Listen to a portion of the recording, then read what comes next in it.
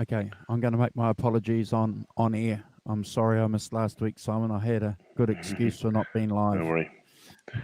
No worries. I went back to bed. um, yeah, thank you. Yeah. No Uh, Carl with us this evening, guys. So you're just going to have to put up with the double trouble, not the triple threat, just the double trouble. yeah, just the double trouble. That's about right, isn't it? It's going to get us up um, on the old machine of doom. Turn it I was down. just I was just asking if Simon had heard about Gibson suing Kiesel guitars. I was flicking through a couple of videos last night and I saw a couple of guys talking about that, and one guy was actually being interviewed by the son of Kiesel, and he was showing the guitar in question, and it looks nothing Was like it a was it flying V. was it Brad the guitarist? Brad the guitarist Yes, had a long interview with Jeff yes, Kiesel. Yeah, yeah, yeah, yeah, yeah, yeah, yeah, yeah, yeah. So I flicked yeah. through that, and I thought that was quite interesting. So as usual, I'm asking Simon his opinion. I'm trying to work out why why and how and what Gibson's reasons for doing this before we get into the show. So you want to tell us your Yeah, theories, well, Simon? tell us my theory. Well, my theory, I don't know that kind of feel that there's sort of two sides to Gibson, a sort of Jekyll and Hyde company right now, aren't they? Yeah, on the Jekyll one and Hyde. hand, good morning, Arvin. How you doing? Mr. Gaunt is in the house. Hi. Hey, It's Alvin. my kind of they're sort of Jekyll and Hyde company. Are they? On the one hand, they're kind of up Nam, all Bonhamy, pressing the flesh, JC and Margaret, and all there. Yes, hi, and here's our new range, and QC's on the up, and blah blah blah blah. And then they just go and do what you can only describe as some sort of, I don't know whether they're corporate lawyers or the law unto them own, Gibson or something, but to then send a cease and desist letter to Kiesel Guitars about a you know a their V guitar that they've been doing for 30 years or something, designed by Jeff Kiesel's father, originally, done under Carvin. I mean, 9 years before Gibson trademarked their Flying V. You just say to yourself, and what possible, grounds of sensibleness would you think that suing Kiesel would be a great idea? I mean, they tried to Don't sue PRS, don't and that know. failed. They failed in PRS, didn't they? But that was with the body shape thing, and Miserably. Ms. Felmersby, and but they nearly forced PRS to the wall. One could, the conclusion I sort of come to, based on that, is that they really it's just some kind of strong arm tactics, bullying tactics, to try and bully the marketplace a bit. I don't I I don't I, really I understand. I think don't think the shapes are the I, same. I don't think that I think the that's their tactic. I think they want to be like the bother boys on the block. They want to be seen as the rough and tumble. You cross us, you cross the side of the road, Simon, without the right look, without the right jacket on, you're going to get your nuts kicked. Um, yeah. which again is a bizarre. I can understand that if you and I lived on a block of a street where we actually had to live like that, if you crossed over, yeah, yeah, no disrespect to those guys and girls out there around the world who live in those tough conditions, but in the corporate world and in the nostalgia business, which is what guitars are about, you still have to move units. I understand that, and it's a competitive market. But I thought Well, the whole thing about being a musician was being cooperative, Simon. Being cool. completely. Yeah, yeah, completely. It's being cool, and you just I don't. As I say, it's what does it? What did Gibson think it's going to get? Sorry, I'm just mucking about this. They are they because all they're going to get is a load of adverse publicity, aren't they? I haven't heard anybody saying, "Great idea, Gibson. What you need to do is go after these." I don't think anyone argues, for instance, with the going after Chipsons and going after people who are defrauding your company and Oh, who no, are. no, no problem. No problem whatsoever doing that. No No, that's problem. fine. Understand that's protecting your brand and stuff like that. But you Yep. get to a point where the Play Authentic thing and the Kiesel, Dean, and the European trademark that they lost, against Framus. They lost the thing against Framus in the That's correct. EU. They, I don't know what happened to the Dean lawsuit, whether that's going ahead, whether it's not, whether they just sent them you don't know, do you? Whether they send you a cease and desist letter that says, look how rough, as you say, look how kind of corporately rough and tough we are. We're going to protect our brand.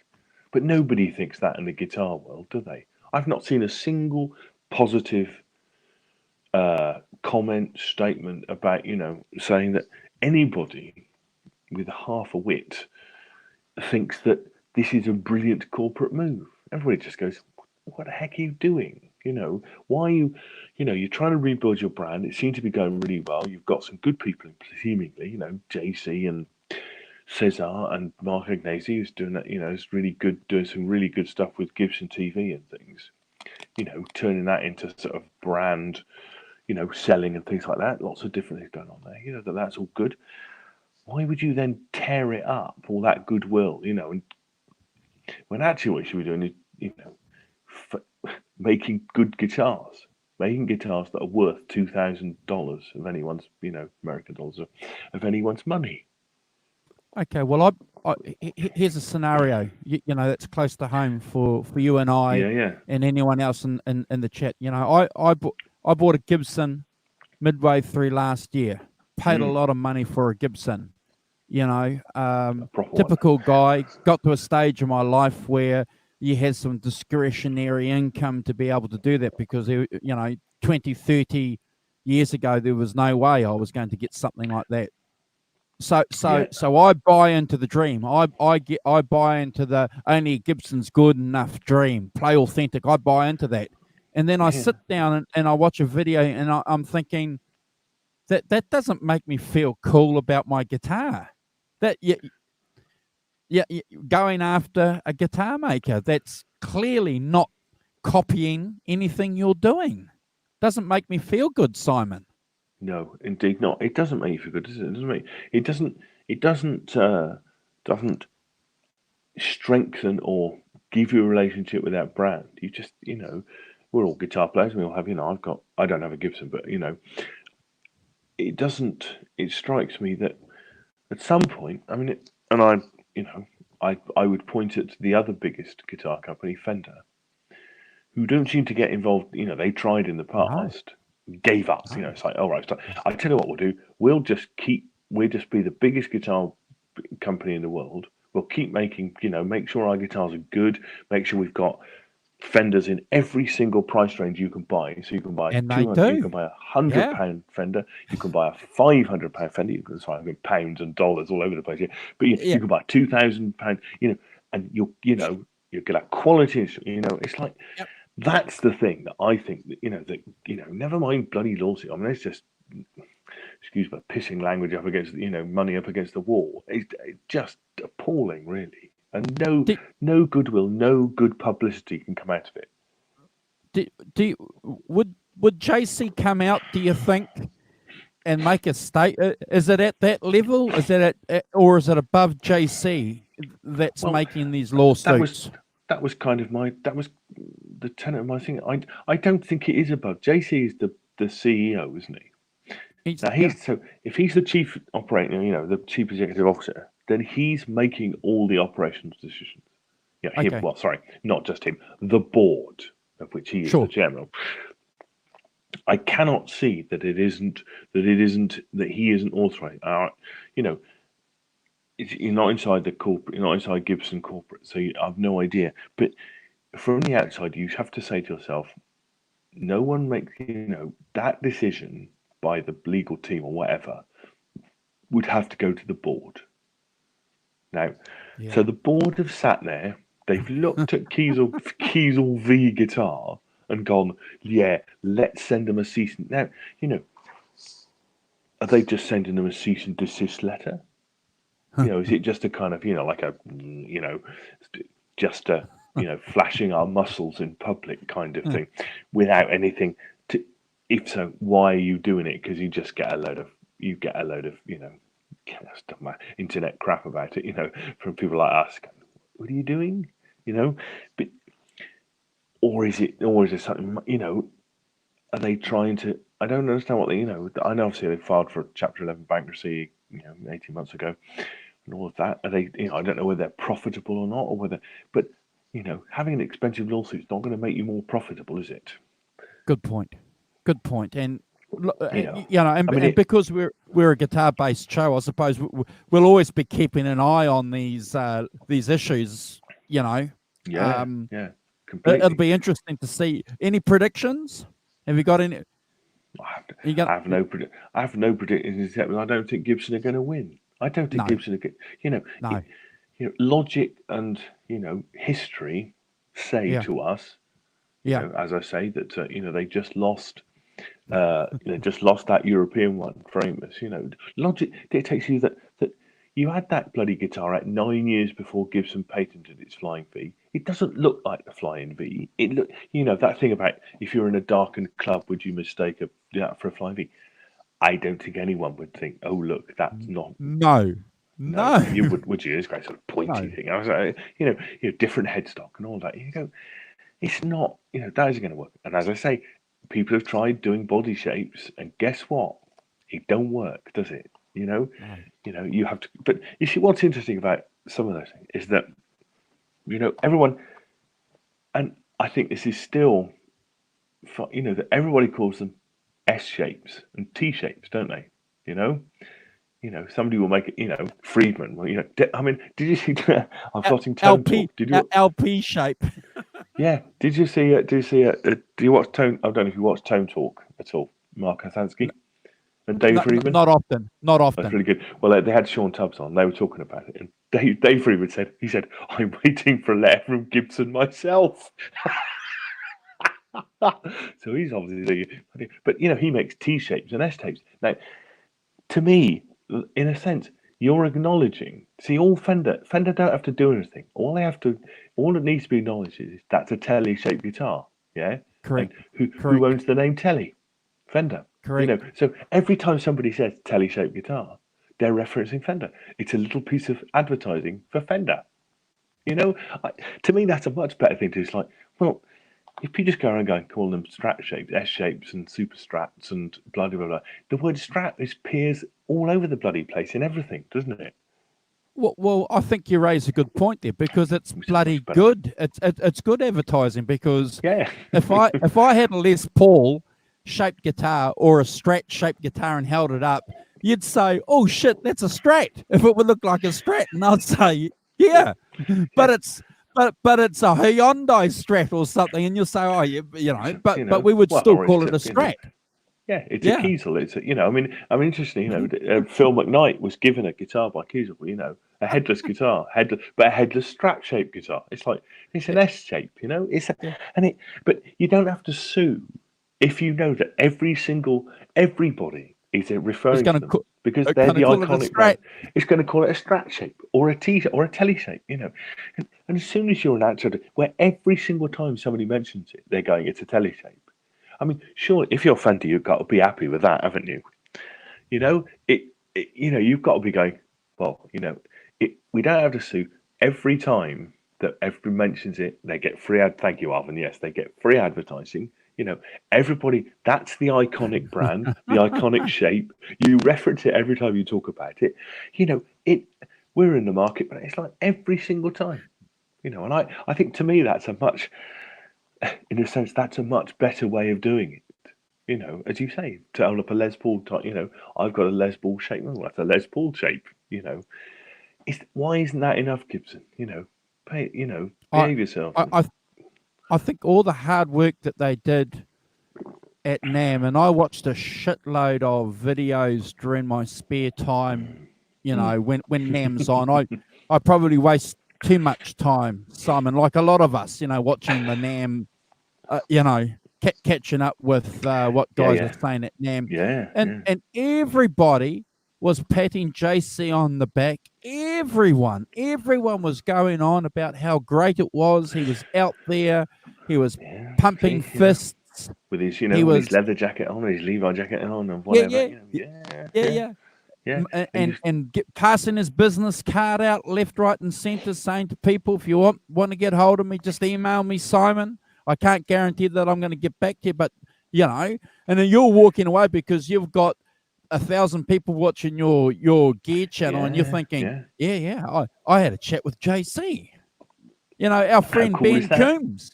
Yeah, Ben Coombs. Absolutely, yeah, completely. So I'm here in New Zealand going, oh, good on you, man. Awesome, because obviously, he's wrapped, because how many other CEOs were walking around, we probably don't know. We don't know. I think the Fender one, I can't remember his name, but he apparently he's at Fender as well. He's quite, people could turn up. He's just not the same profile, because Gibson doing stupid things and kind of being, there's a bit more profile and a bit more thing about it. But which I'm sure. But apparently, he's around all the time. The Gibson CEO. Oh, Paul Smith is there from PRS, and Yeah. So I think So I think it's weird. It's fucking weird, Simon. It's it's just. Yeah, you don't understand. What we don't get is we don't get the corporate strategy that backs up that approach to you. You cannot see from a as I say, logical, historical perspective why you'd be doing it. Why you would decide that suing Kiesel was anything other than putting your foot in your mouth. See how far down you can get it.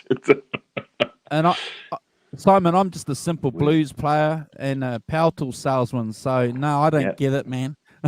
Me neither. I'm a civil servant. Still don't get it. It's like, no, don't do that. But I think that for this year, they get all this positive, and particularly Epiphone as well, got a tremendous amount of positive publicity out of, huge! Huge! Smart, clever, smart job doing that. Just redesigning the headstock a bit, making it more authentic. Oh, sorry. and then they go and piss on it. So what's Arvin's saying here? Speaking of which, right on cue almost, I accidentally knocked my hippie off the stool. Shit, this thing better be okay, or I'll sue myself.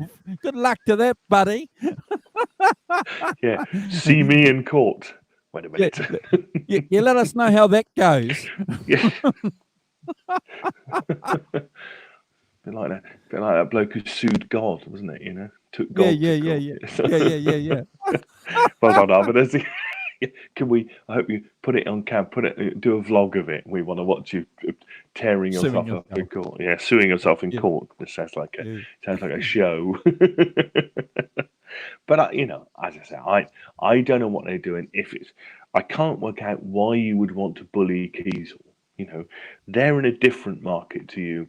Big for the time. most part, and you just kind of feel, that it's just, as I say, I don't know who goes to the board and says, chaps, good idea, we're going to sue Kiesel, having just lost in Europe, and all of that. And you just just scratch your head in amazement that somebody, corporately, a bunch of, the board or whoever it is, supposedly Gaunt versus Gaunt. It's going down because it's going to go down legal history of them. That's what you're going to go down. It's going to be in all the books, studied. But I think the board sit there, but a team of intelligent, business people sit there and go, "That's a good idea. We'll pass that." Or does the legal department have their own kind of agenda and their own kind of, things that they've been pursuing for years or something? And it's just, you can't believe that it would be a surprise to JC as well, would you? Or would you? Hey, Hack. Oh, Mr. Hack, how you doing? Nice of you to drop in. We're just finishing a chat hack on Gibson suing Kiesel. We won't repeat the conversation because I'm sure you've been a Gibson man. You're fully aware of what's going on. But Simon and I and Arvin, we can't work it out. We can't work out what Gibson's strategy is. So if you've heard of anything, and I'm sure you'll be watching it, like Simon and I will be over the next couple of weeks to see, or maybe even months, Simon. I think with this Yeah. law, it could be Yeah, months, maybe even years. Guitar hack, Mr. 5 Gibsons. Yeah. You need 2 more, Hack, for 1 for every day of the week. That's right. Yeah. See, I think you've got to get on it. Actually, think about getting another one. He was saying the other night. He was on with the live wires. That's funny.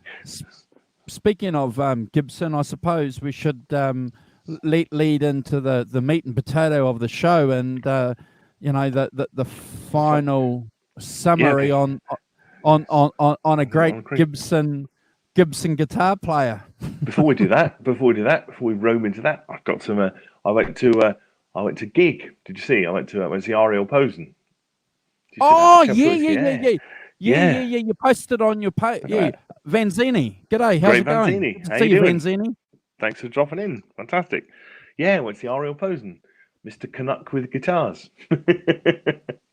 In this case, 2 guitars. Yeah, it was really good, really good.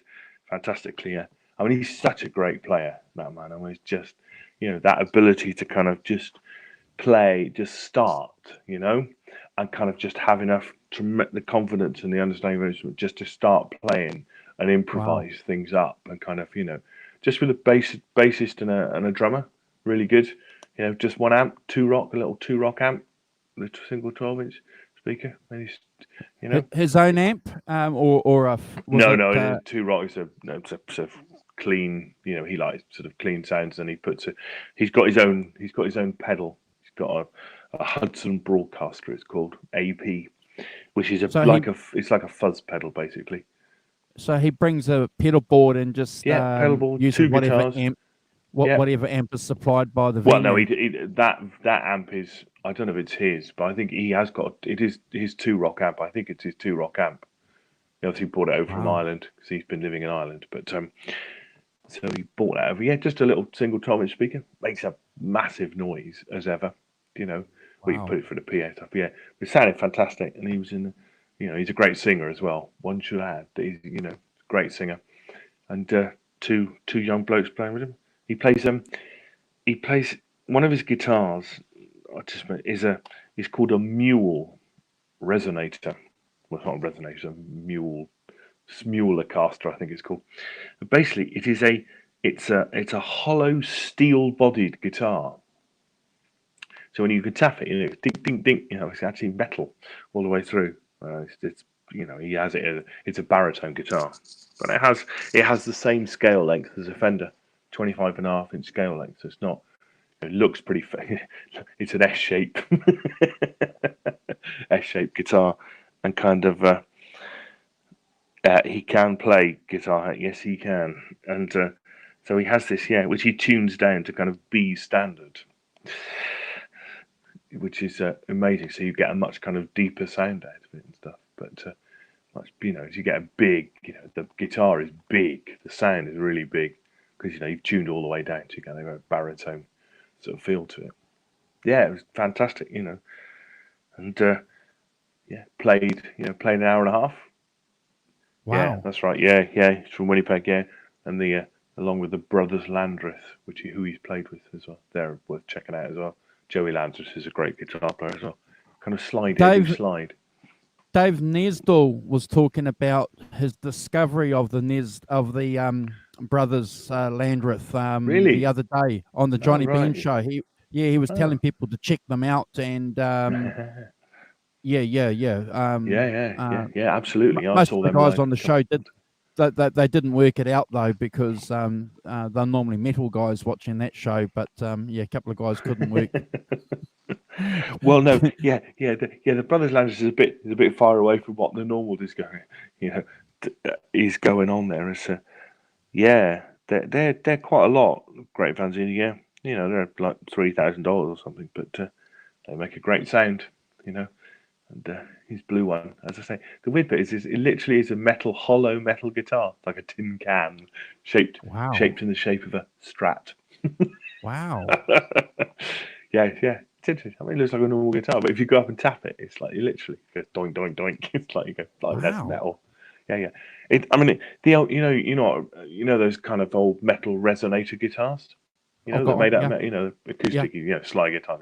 Well, it's a Yeah. kind of, he also makes those sorts of guitars as well. But this is very much an electric guitar. That's what Ariel wanted. He wanted a kind of a baritone, but with a Fender scale length, 25.5 inch scale length. And he wanted, so yeah, it's made out of metal. And you think it wouldn't work, but actually it does work. You get that Wow. hollow body, which does a lot of resonating stuff. And because it's not a semi-acoustic or anything like that. I don't know how much of it is hollow and how much you must have blocked down the middle or whatever. But it doesn't feed back. Yeah, so it's you go and talk to it's one of those. Mule is one of those companies you go and talk to the guy about what you want and kind of and then he'll build you kind of what you want. Oh, okay. Yeah. So he's a serious kind of builder, bit of a boutique. Yeah, bit of a boutique builder and a bit of a but it makes a great sound and it makes a kind of What price unique point? sound. Well, What they're price probably point? I don't know what are they. Let's have a look.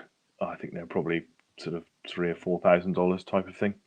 Depending Wow. on it's one of those depending on what you have kind of. Oh, yeah. Yeah, that makes sense. You depending on what you have is depending on how much it costs kind of thing. Let's have a look. See how much. Yeah. How much is that? Does it say how much that is? Yeah, kind of $3,000. Hang on. So that'll be $6,000. That'll be $6,000 here in New Zealand. Yeah. That's top of the range. Yeah, that's right. Oh yeah. Top of the range. Hand built and kind of Hang on. I'll see if I can. I'll take a photograph of it and thank you. How many bits of technology do you need to work a? Right, there we are. Look, this is. It's not like Ariel's, but. Oh, wow. Let's see. It's quite Gibson-esque, isn't it? Wow. Yeah. It's got it, and it's got like a. Hang on, I'll take a picture of the headstock because the headstock is the other bit that is interesting. You can see that see it's got like an acoustic guitar headstock, that one. Ah, yeah. That kind of has a sort of hollowed out bit and kind of But as I say, I mean Ariel's not like Ariel's is a proper sort of Strat shaped guitar kind of thing. Yeah, but as I say, there's $3,000, $3,000 or $4,000 kind of thing. Of there's be a lot of people play them and things. They're exciting. But as I say, it makes a pretty unique sound and is a thing. Hang on a second. I'm just going. My back door's suddenly opened. Hold on, I'm going to go and close it. Hold on. No problem. Yeah, thanks for jumping in. Great Vanzini. I love that name, Vanzini. That's a cool name. Always a pleasure to see new guys. Even though we've bumped into each other on other chats, and always good to see Arvin. Wind whistling in the trossachs. Hey, Kubrick lover, how you doing? Hey, Kubrick. Well done, fantastic. So yeah, really nice. Really nice to see him, and I obviously went and had a chat with him afterwards and stuff. And oh look, there it is. Look, I think. Oh blimey. Oh look at this. I've got to show this. Wow. Is there a picture of it? 1 of 6. Oh, look at it. This will give you a better idea about what it is. I didn't realize I've just spotted this. Wow, look at that. Some people will be all about this. If I can get right close in. Look at that. Buddy. Holy shit. Look at that. That's called a Posencaster. Posencaster. Well, that's pretty much. Ara's got a blue one, but that's pretty much his guitar. Wow. To the mini humbuckers and volume control. but yeah, that body is metal, not Wow. yeah, it's fantastic, isn't it? It's blue. And it's good to see Kubrick Glover. I've been watching a few of his uploads over the last couple of weeks. His films on his films and opinions and rankings Yeah, of films. Keep up the fun. good work, my Yeah, friend. yeah. And Found your niche, Cooper. Well done. and thanks for sharing your progress with your guitar playing. Always good to Yeah, see. And as yeah, Simon said on one of your posts, we all start somewhere. yeah. You know it, and I did say this on because I think Ben Coombs posted some funny things about somebody giving him a load of stick for not being the greatest guitar player. You know, he's like, and then he to Ben about whatever. So he did, Piss took it off. down. But well, what he doesn't understand. Yeah, the guy, not Ben, but the other guy doesn't. Is Yeah, that yeah. actually, and I put this as a comment, and I think it's true that you don't always want somebody. I mean, Pete Thorne is a fantastic guitar player, and Sure. and a great guy, and he seems, But when he does a demo of something, it's like I have difficulty. I don't know about you. I have difficulty bridging the gap between what Pete Thorne is doing and what I'm doing. You know, Yeah. how does that feature in my world? Kind of thing. It's fine. It's lovely. And I get it. And I want tremendously technical, stylish players. I mean, really good. But to be honest, I like Ben's stuff because it's much closer to where I am. As a player and as an attitude thing. And Yeah. actually to have somebody who's like you demonstrate something, I think is a good thing, not a bad thing. The last thing we criticized, like, oh, well, he's not Jimi Hendrix, is he? Well, yeah, well, no, and that's a valid criticism. What people are doing. I like Oh, people who look. just do strum a few chords and kind of, Well, the thing is, you and I have discussed this many times since we've been doing these shows live.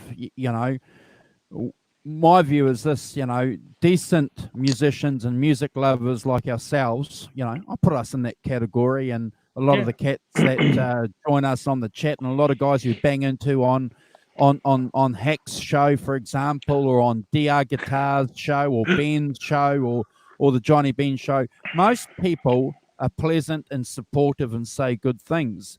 And I think that's the responsibility that we have to have as musicians, is get rid of the dickheads from social media. Yes, everyone has the right to an opinion. I'm not saying you don't have a right to your opinion, Simon, but do we have to voice our opinion all the time? If you don't like someone's style of playing the guitar, just move on. move on. Yeah, completely. Go, But go and watch Jimi Hendrix. Why would you sit there for a minute saying you suck at guitar?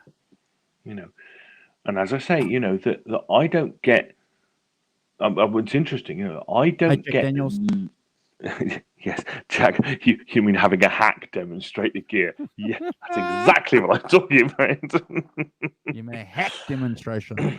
Yes, a hack demonstrations. Where is he, guys? But my point is, that Hack does what I do, which is playing a little covers band and kind of, go out and play and has, what I want, as a demo is actually, it's more useful to me, really, what, if someone like Hack's doing it or Ben's doing it, because they're in the same world as me, and I've nothing, Pete, I'm nothing but admiration for Pete Thorne, a man who makes a living out of being a guitar player. Hats off to him, but it, and I listen to one of those polished kind of demonstrations and all of that stuff, that it's not quite where I am as a guitar player, and it's not, often it's not the world I inhabit. But that's the As a great guitar player, thing. which is That's great, the which great. is fine. But that's the Doesn't great stop me thing about liking it. YouTube, Simon, is that you're going to get yourself doing a demo, or Ben doing a demo, and then you're going to get on the other end of the spectrum, Pete Thorne or Shane from In the Blues. Yeah. So you're going to get this variation of just average guitar players. And what's wrong with being just an average guitar player? Nothing. Not in my world, but but as I say, to criticize, I think it's a spurious criticism of somebody to be going, well, he's not very good, is he? It's like, well, it's not about Jog, that. It's about somebody jog on. whistling, having a bit of fun, saying, "Look, guys, this is a cool guitar. Here's a few sound samples and stuff. And I just popped into the local music shop. Johnny Bean does them all the time. Pops into his local guitar centre and finds a funky orange whatever, and plays it and stuff. Heck, great. I like that sort of thing. About, Guerrilla reviews. about 3 or 4 years ago, I uploaded a couple of tunes of me playing a couple of Rolling Stones riffs, and I've still got one. One of the other ones I just deleted because this guy jumped on there and he said it doesn't sound like Keith Richards, and I jumped in there and I had to say, because I'm not normally a smart ass, but Yes. no shit, Simon. So I said to the guy, of course it doesn't sound like Keith Richards Einstein because I'm not Keith Richards. Not Keith Richards. Yes. I'm not pretending to be Keith Richards. How careless of you. It doesn't sound like Keith Richards. It's just hilarious, isn't it? Yeah, that's because I'm not Keith Richards. Amazing, isn't it? Yeah. Thanks. If only we could get Keith to do these things, it would be so much better, wouldn't it? I don't have any of those connections yet. Yeah. Working on it. Yes, Mr. Fox. Yeah. Talking of that thing you sent to me about. Did you watch that video about the Keith Richards tuning? Yeah. It's awesome. Right. The first thing you do is take all the strings off. Yeah. No, it's awesome. Get a tough string guitar. Take all the octave strings off, except for the top E. It's awesome. And then he couldn't take it off, so he's got it down on the floor and he's got his foot on it and he's playing it. He's got because he couldn't pull out the pin. That's wonderful. The pin that's holding it in. So that's right. Yeah. That's just Keith Richards, funny. man. That's it's like just Keith Richards awesome. all over. Yeah. So anyway, make it a sort of 7-string or a 6. It's like really weird, wasn't it? 5, 6, or 6-string, yeah, but really weird. Yeah, take off the bottom E string, both of them. Take off all the octaves. Then just leave the doubled E string. And and it sounds just like it. And it did. It did sound like it, didn't it? Even though he's not Keith. I read an interesting comment a couple of weeks ago where a guy was saying that Eddie Van Halen's a guy you certainly wouldn't have wanted to have loaned a guitar to when you were growing up. Yeah. Come back sawn in half, wouldn't it? Another bit stuck on.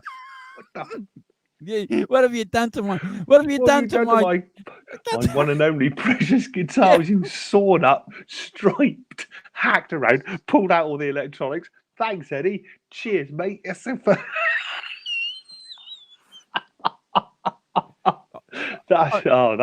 That is. Do you think he would have done that, Simon? Give me a guitar for the weekend. Did he not borrow somebody's guitar and draw all over it? Didn't I think Dave Nestor know?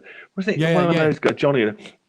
I'm sure that he borrowed somebody's guitar and kind of scribbled all over it. So that's like, thanks, Eddie. Just bloody scribbled over my guitar. Jeez. I don't know about you. Would you be cross? I think I might be cross about that. When you was like, ooh. Yeah. I just bizarre, and it's funny, isn't it? It's when you think of that. But again, that's your synthesizer mug, my very expensive synthesizer mug. Yes, your 50 pound mug. 23 pound mug. That's me, mug. Oh dear. Oh my God! I'm looking at the time, Simon, and we haven't even started the show, and I can't stay. I can't stay past 7:30 tonight. Well, so, people on this thing are not focused, are they, on the subjects? For God's sake! Oh shit! I got other stuff we could talk about. Whatever. Did you see talking about? Did you talk of the Rolling Stones? Did you see Bill Wyman auctioning off his original AC30 Vox amp that he auditioned the Stones to the Stones? How How much do you think he's going to get for that? Do you don't know. think? I don't know. We'll have to wait and see when the auction happens. I don't know what it does, but yeah, it's Kubrick Lover is not a Moog. It's hold on, I'll turn it around a bit more. And you can Hold see- on, hold on, right. hold on, Simon. I'll present you. Go and present me. There you are. That's what it is, Kubrick Lover. Give the short story. Give the short story of that mug. Yes, I was going to say, and I have a story, of course. The story is, Kubrick Lover, that my dad was a composer, and it was very interested in electronic music, and he had 3 or 4 of these VCS3s in the 70s when they came out, the early 70s and stuff, and used them throughout his composing life. But basically, in the 90s, EMS kind of went bust in the, I don't know, late 70s, early 80s probably. But he bought the name. So for a time, my dad owned EMS and obviously had lots of VCS3s. And he then gave it to a friend of his called Robin Wood, who currently does run it. So EMS is still alive. So it's I saw this on a mug thing, and I thought I had to buy it for the family kind of connections. But yeah, it was £23 for a mug with a transfer on it. Oh! And when I took it to my family, they all said, "God, you could make one of those for a tenner." It's like, thanks, guys. That'll teach me. So yeah, so anyone who wants to buy Bill Wyman's, AC30, it's funny, isn't it? He played in of AC30 bass, not to get the gig with the Stones when he auditioned with the Stones. He had an AC30. Didn't have a bass, did he? Was Dave gonna? We might say that's wrong, but. Well, Dave sent me a message, and he thinks that Keith Richards will probably buy it, and it'll probably go for £800,000. Really? Oh, not that much, even with that sort of history. Well, I was going to say that much. Sorry. So will it be $1 million, you reckon? No, I don't. But I would have thought that it would be several thousand. I mean, it's not. Oh. It's not David Gilmour's Blackstrap by some distance. But No. Dave reckons £80,000. Okay, that's interesting. Yeah. I don't know, but if Keith Richards buys it, wouldn't you buy it if you were Keith Richards? That was yeah. Hang on, let's have a look. Your first decent amp that you played through. Some light crazying. Here we are. Vintage 90. Oh no. Vintage 90. No, that's not it. I just put box out. Yeah, I did. Nice Wyman.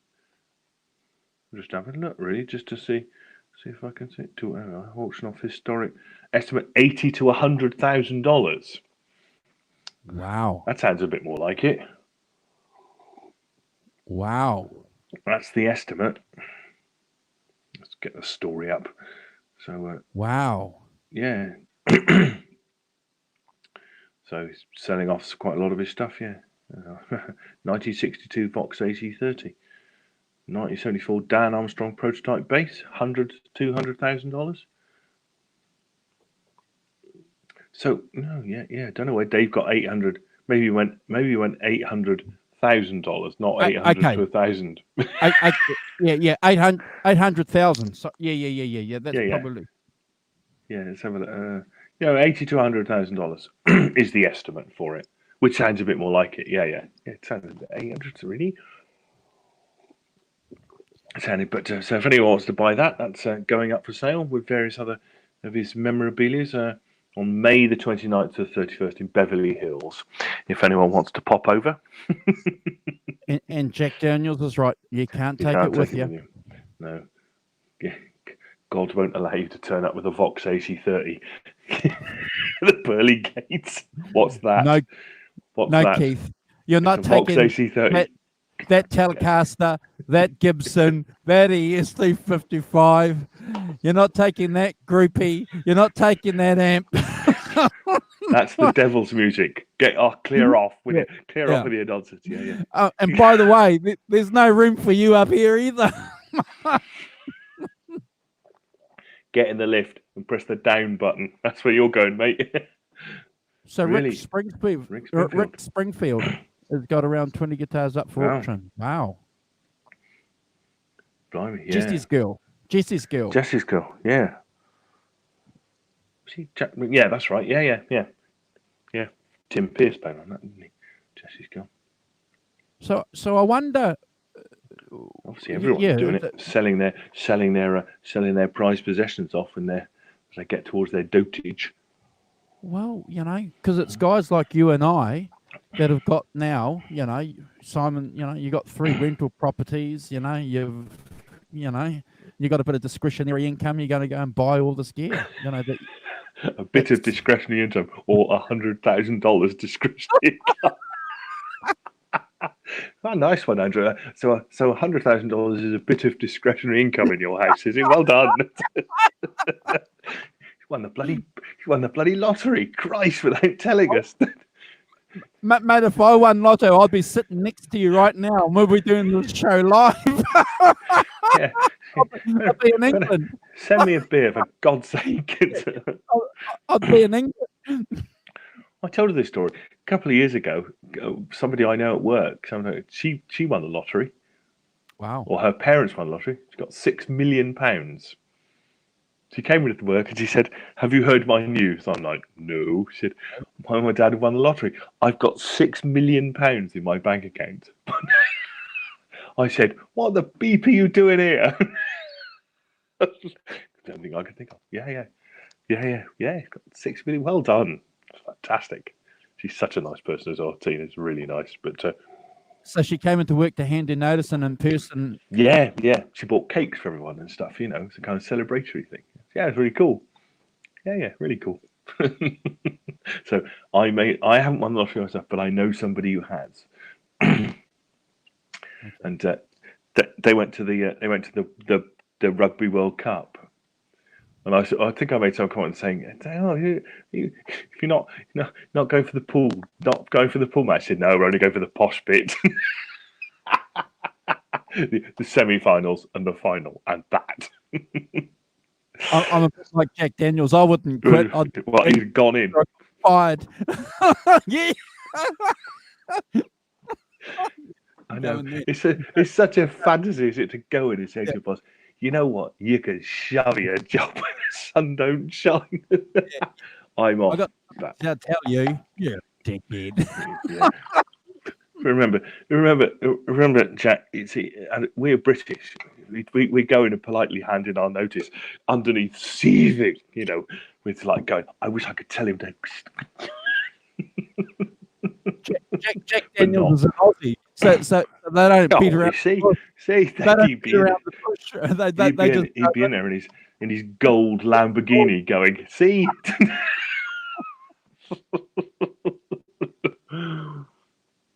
Sorry, Jack. I'm painting you badly here, isn't it? Turn up in your gold-plated Lamborghini and handing you notice.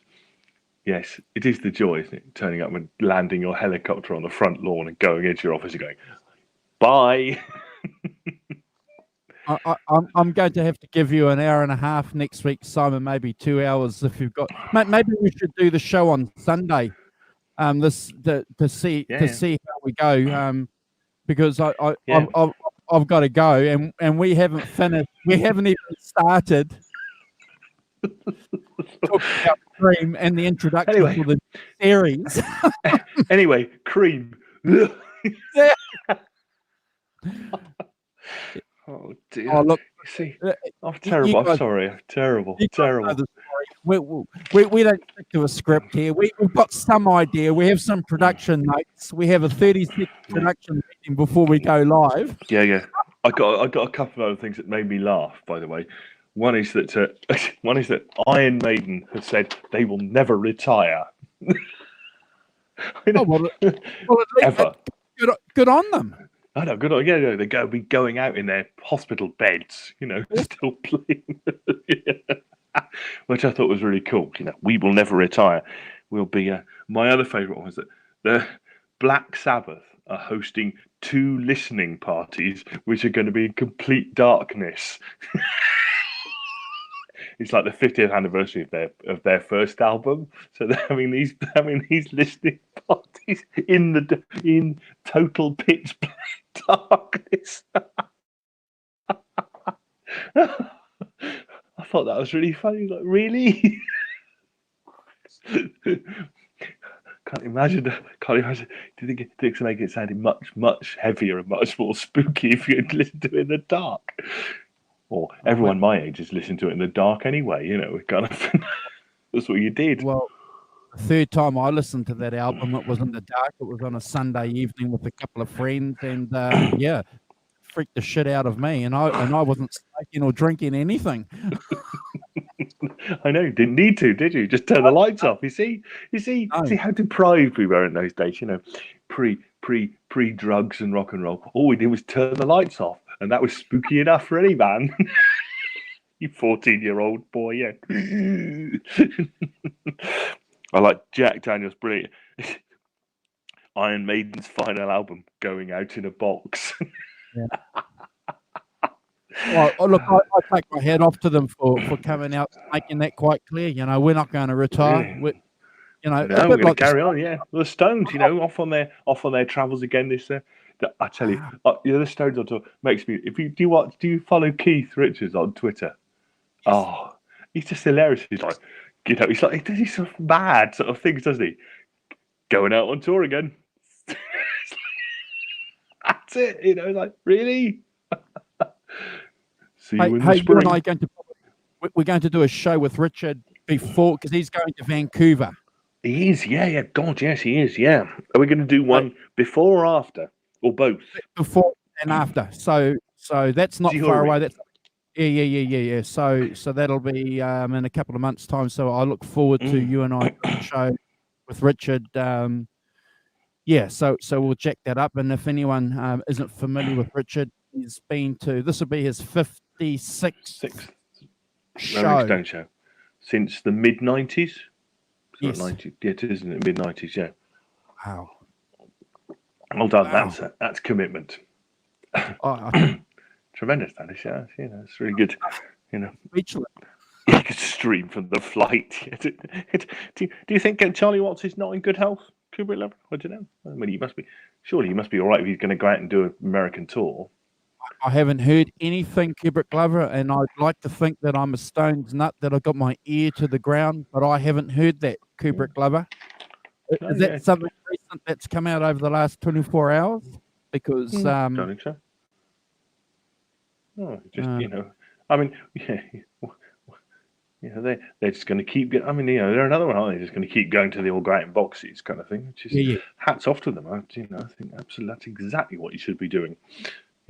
Well, Richard's got this theory that Mick Jagger wants to keep going until he's 80. He wants to be the first, rock and roller of his generation to stop touring at 80 when he's 80.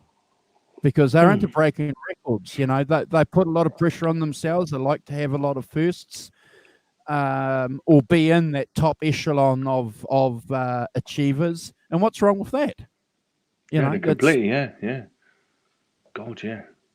I haven't checked recently. Oh, okay, that's. No, I think Charlie Watts is fine. He seems to be fine. He's obviously had his cancer issues in the early 2000s and stuff and all that. But no, he seems to be fine. It's it's God. He's 2004. He was 63.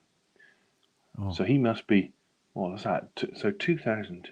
Well, 2001. So next year he'll be 80. Charlie Watts. Wow. Wow. Oh, that's right, because he's the oldest in the band, isn't he? Yeah, 2nd of June, 1941. So in 18, so June next year he'll be 80. Holy moly! Still going at 78. Well done. That's wow. It's quite amazing, isn't it? That I guess I take my hat. Oh, I do take my hat off. Still going out and doing it, and at 80, I think is you know, it's what they should be doing. You know, Wow. he, Well, he is. what are, Yeah. what are they going to do, Simon? Retire and spend their millions? Well, indeed, but what's the point in that? I mean, that is, you know, retirement is going out and doing what you love doing, isn't it? Sure. You know, and they don't, you know, they had they toured last year, didn't they? And then, you know, they have 9 months off to go and sit in your yacht in Miami or wherever, and you know, soak up the sun a bit and kind of, you know, restoke the fires, and then you get back on it, do another. I don't know what how many dates are they doing in America? So 15 or 20 or so, Yeah. just spread out over kind of thing. So 2 month tour.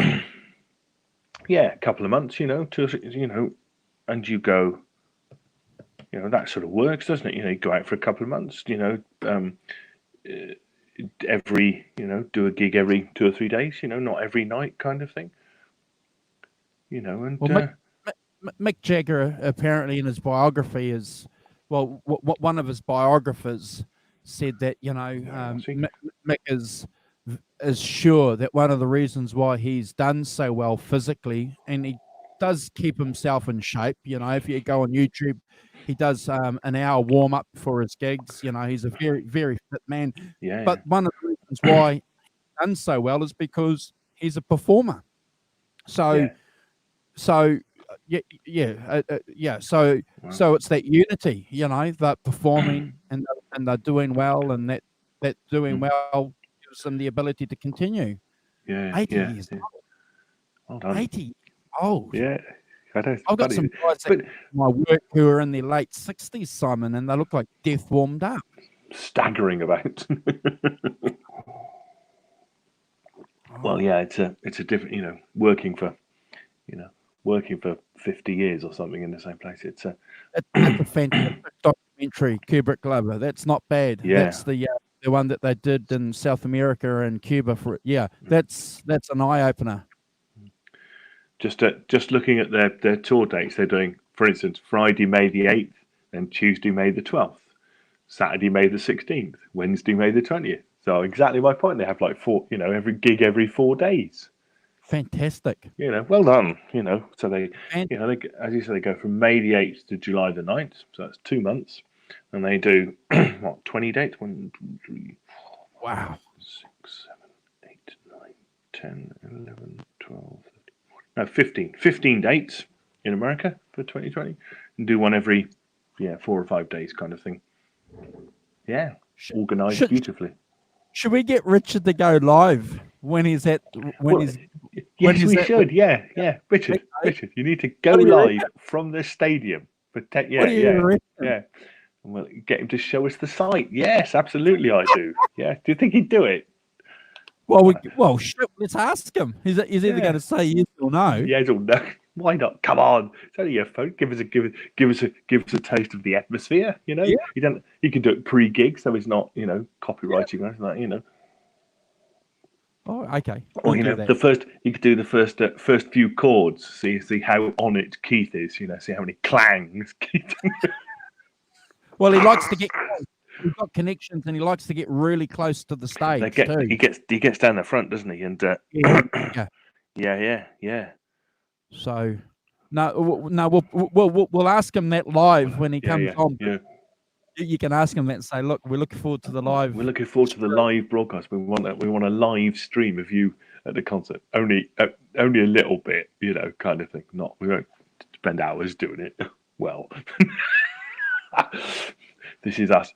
59 minutes. Now, what was the subject for today? Yes. I've got to go, buddy. I'm sorry. I know have you got to go cook? Yeah. So I think I think we'll touch anyway. base whether we go Sunday or Monday. Next week we'll do Goodbye Cream. I promise. I promise too, guys. Thanks for jumping on board and joining us. Yeah. Thanks, Kubrick Lover, and Arvin, and Jack Daniels, and Hack, of course. Yeah, hopefully not. Awesome. And the great Vanzini as well. Fantastic. Thank you very much for jumping in, guys, and contributing. Really good. Yeah.